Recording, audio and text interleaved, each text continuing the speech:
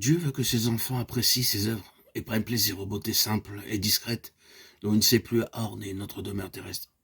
Il aime ce qui est beau, mais il affectionne par-dessus tout la beauté du caractère et il désire que nous cultivions la pureté, la simplicité, les vertus modestes reflétées par les fleurs. Pour peu que nous ouvrions les yeux, les œuvres de Dieu nous donneront des leçons précieuses d'obéissance et de confiance. Notre Sauveur, notre Créateur, notre Rédempteur, se sert pour se révéler à nous et nous faire entrer dans sa communion, la nature. C'est son moyen, efficace et visuel, pour nous montrer sa grandeur. La nature parle sans cesse à nos sens.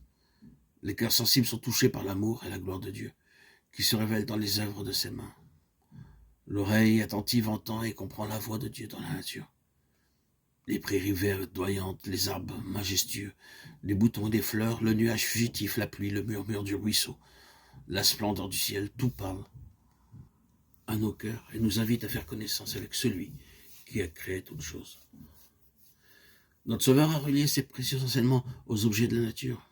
Les arbres, les oiseaux, les fleurs de la vallée, les montagnes, le lac, la voûte azurée, aussi bien que les incidents de la vie quotidienne ont été utilisés par le Seigneur pour nous enseigner la vérité et nous rappeler constamment ses enseignements, même au milieu des tracas de la vie.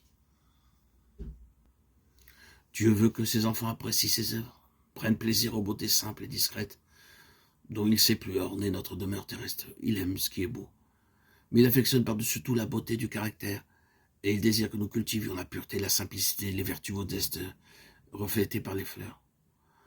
Pour peu que nous ouvrions les yeux, les œuvres de Dieu nous donneront des leçons précieuses d'obéissance et de confiance.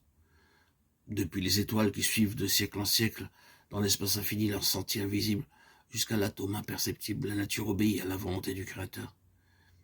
Et Dieu prend soin de tout ce qu'il a créé, celui qui soutient les mondes innombrables, dont il lui a plu de parsemer l'immensité, s'occupe en même temps du petit passereau qui gazouille sans souci son humble chant.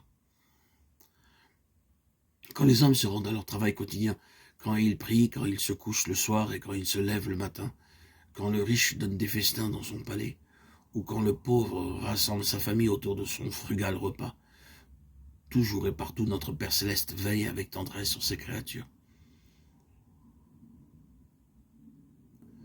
Il ne coule pas de larmes qui échappent à son regard, il n'est pas de sourire qu'il ne remarque. Si nous voulions croire en lui, que d'angoisses inutiles pourraient nous être épargnées. Notre vie ne serait pas une suite de désappointements. Toute chose, grande ou petite, serait remise entre les mains de celui qu'aucune multiplicité d'occupations ne tracasse et que n'accable aucun fardeau. Nous jouirions d'un repos d'âme que beaucoup ne connaissent plus depuis bien longtemps.